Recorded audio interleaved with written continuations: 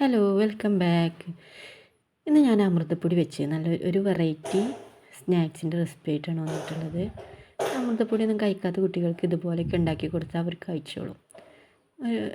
രുചിയിലും ടേസ്റ്റിലും എല്ലാത്തിലും മാറ്റമുള്ള നല്ലൊരു അടിപൊളി ആണ്, വെറൈറ്റി ആയിട്ടുള്ളൊരു ഡിഷാണ്. എല്ലാവരും ഒന്ന് ട്രൈ ചെയ്ത് നോക്കാം. അതിനായി 1/2 കപ്പ് പഞ്ചസാരയ്ക്ക് 1 കപ്പ് വെള്ളം ഒഴിച്ച് അത് മെൽറ്റ് ചെയ്യാൻ വെക്കുക. അതിലേക്ക് 1/2 ടീസ്പൂണ് ഏലക്കായ്പ്പൊടി ഇടണം കേട്ടോ. ഇനി ഒരു മുട്ട വെച്ച് അതിലേക്ക് 1.5 ടേബിൾ സ്പൂൺ പഞ്ചസാരയും ഒരു നുള്ള് ഏലക്കപ്പൊടി, ഒരു 1/2 ടീസ്പൂണോളം ഏലക്കപ്പൊടിയും 3 ടേബിൾ സ്പൂണോളം പാൽപ്പൊടിയും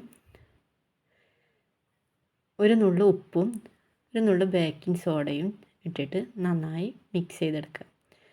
മുട്ടയൊക്കെ നന്നായി ബീറ്റ് ചെയ്തെടുക്കുക കേട്ടോ. ഇനി ഇതിലേക്ക് 1 കപ്പ് അമൃതപ്പൊടി ഇട്ട് നന്നായി മിക്സ് ചെയ്യാം. അങ്ങനെ അത് നന്നായി മിക്സ് ചെയ്തതിന് ശേഷം 1/2 കപ്പ് ഗോതമ്പ് പൊടി ഇട്ടുകൊണ്ട് കൈ വെച്ച് നന്നായി കുഴച്ചെടുക്കുക. നന്നായി നല്ല ടൈറ്റ് ആവുന്നത് വരെ ഇട്ട് കൊടുക്കുക കേട്ടോ. ഇനി 1/2 കപ്പിലേറെ ആയാലും കുഴപ്പമില്ല, ടൈറ്റ് ആവുന്ന വരെ ഗോതമ്പ് പൊടി ഇട്ടുകൊണ്ട് കുഴച്ചെടുക്കുക. എന്നാൽ അമൃതപ്പൊടി വെച്ചിട്ടുണ്ടാക്കുന്നതൊക്കെ വേഗം പൊട്ടി പോകുമല്ലോ, അത് അങ്ങനെ ആവാതിരിക്കാനാണ് കേട്ടോ. ഇനി ഇതിലേക്ക് 2 ടേബിൾ സ്പൂണോളം നെയ്യുണ്ടല്ലോ അതും ഒഴിച്ചിട്ട് ഇത് പരത്തിയെടുക്കുക. കുറച്ച് ഗോതമ്പ് പൊടി ഇട്ടിട്ട് അതിന് മേലെ വെച്ച് ഇത് നന്നായി തിന്നാവാതെ കുറച്ച് കട്ടിക്കായിട്ട് തന്നെ പരത്തിയെടുക്കുക. എന്നിട്ട് ഇത് നമുക്ക് എങ്ങനെയാണോ വേണ്ടത് ആ ഷേപ്പിൽ ഇത് കട്ട് ചെയ്തെടുക്കുക കേട്ടോ.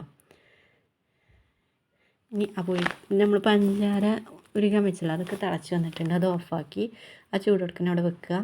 ഇനി എണ്ണ ചൂടായി വന്നതിന് ശേഷം അതിലേക്ക് നമ്മൾ കട്ട് ചെയ്തെടുത്തിട്ട് ഓരോന്നും അതിലേക്കിട്ട് പൊരിച്ചെടുക്കുക. അങ്ങനെ ഇത് പൊരിച്ച് കോരി നേരെ ആ നമ്മൾ പഞ്ചസാര ലൈൻ ഉണ്ടാക്കിയിട്ടില്ലേ അതിലേക്ക് നേരെ ഇട്ട് കൊടുക്കുക കേട്ടോ. അങ്ങനെ അടുത്ത ട്രിപ്പും അതുപോലെ തന്നെ പൊരിച്ചെടുക്കുക. ഈ ട്രിപ്പ് ആയി വരുമ്പോഴേക്കും അത് അതിൽ കിടന്ന് സോഫ്റ്റ് ആവട്ടെ. ഇത് എടുക്കുമ്പോഴേക്കും അത് അതിൽ നിന്ന് മാറ്റുക കേട്ടോ. അതിന് ശേഷം വീണ്ടും ഇത് ഇട്ട് കൊടുക്കുക. അങ്ങനെ മൊത്തത്തിൽ ഇതുപോലെ പൊരിച്ചെടുക്കുക. അങ്ങനെ നമ്മൾ അടിപൊളി റെസിപ്പി ഇവിടെ റെഡി ആയിട്ടുണ്ട്.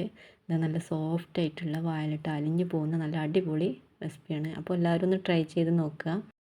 അപ്പോൾ വീഡിയോ ഇഷ്ടപ്പെട്ടാൽ ലൈക്ക് ചെയ്യാനും സബ്സ്ക്രൈബ് ചെയ്യാത്തവർ സബ്സ്ക്രൈബ് ചെയ്യുക. Thank you for watching.